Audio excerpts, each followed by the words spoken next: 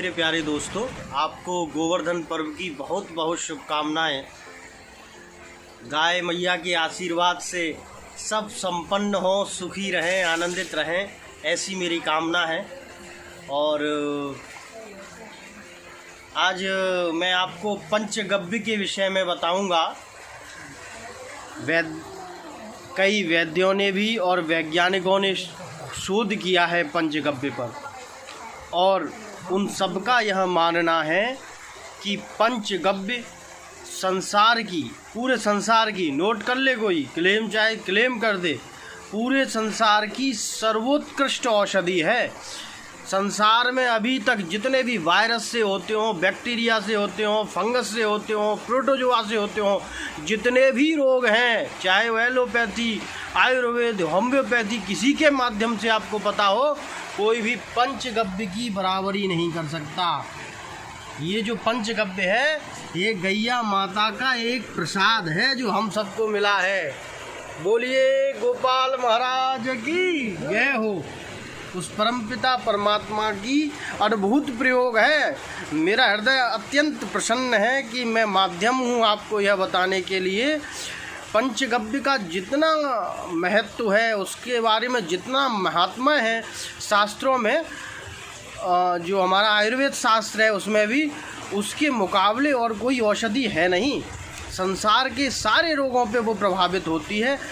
देखो, कई प्रकार के रोग हैं, शरीर के रोग हैं, कुछ मस्तिष्क के रोग हैं,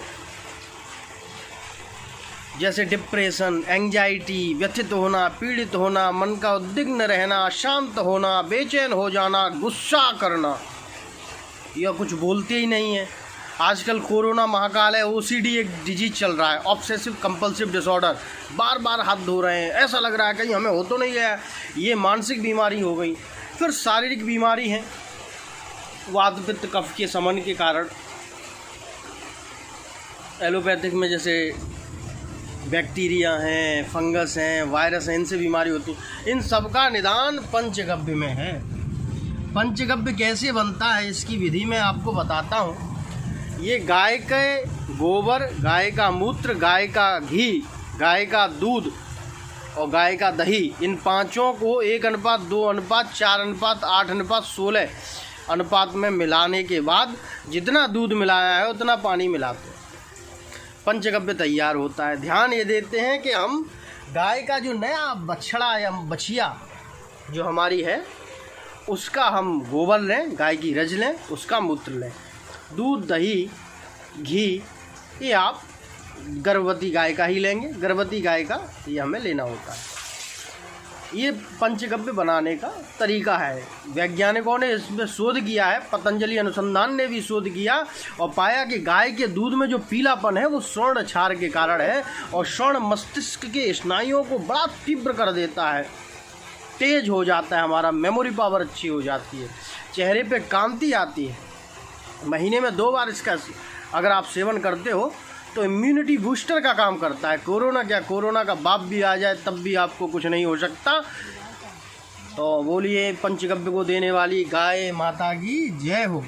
गाय माता, ऐसा क्या कारण है? तो जो रिसर्च हुई वैज्ञानिकों की, उन्होंने बताया कि गाय की जो मेरुरज्ज है, रीढ़ की हड्डी है, जैसे मैं आपको ये दिखा भी दूँ यहाँ पे, ये रीढ़ की हड्डी पे एक नाड़ी पाई जाती है, सूर्य केतु नाड़ी।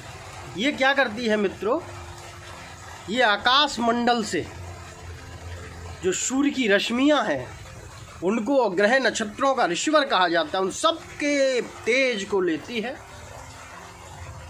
तो अब वहीं से सारा उसके बॉडी का फंक्शन हो रहा है। तो हम उसके जो भी हमें प्राप्त हो रहे हैं, जैसे गाय का गोबर, गाय की मूत्र, गाय का घी, गाय का दही, गाय का दूध, उनको 1:2, 4:8, 16 के अनुपात में मिलाएं। ध्यान ये रखना होता है कि गाय का जो गोबर हम लेंगे, बछड़ी का, उसको हाथ से नहीं लेना है, कपड़े में लीजिए, हाथ का स्पर्श मत कीजिए और उसको निचोड़िए। जितना भी रज आपको प्राप्त हो जाए, जो रस मिलेगा रज का, उस रस की 2 गुनी मात्रा आप ले लिए गाय के मूत्र की। नहीं, जो अभी बछिया है, जो घास चरती है और देसी गाय है, उसकी 2 गुनी मात्रा ले लीजिए।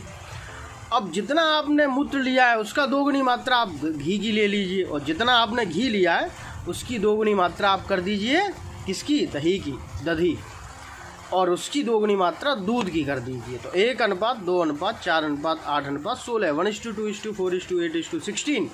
अब 16:16 का मतलब ये है जो शास्त्रों में है कि जितना आपने दूध लिया है उतना ही पानी ले लीजिए, आपका पंचगव्य बन के तैयार हो जाएगा। महीने में 2 बार सेवन करने पे गजब की इम्यूनिटी पैदा होती है, और न केवल शारीरिक बल्कि मानसिक संतुलन भी आपको प्राप्त होता है। दैहिक, दैविक, भौतिक तीनों प्रकार के जो ताप है उनका समन करता है यह पंचगव्य। क्योंकि 33 कोटि जो देवता हैं हमारे वो गाय माता में विराजमान हैं। सोचिए लक्ष्मी जी को स्थान नहीं मिला तो वो गाय के गोबर में चली गई। तो गाय की महिमा जितना कहें उतना कम है। स्वयं जो त्रिलोकीनाथ भगवान श्री कृष्ण हैं उनको भी हम गोविंद और गोपाल, गायों का रक्षक कहते हैं।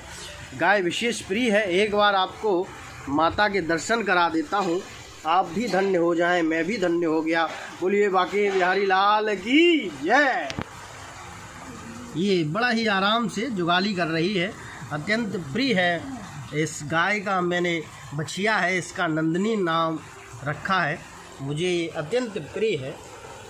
और इन्हीं बातों के साथ मैं अपनी वाणी को विराम देता हूँ।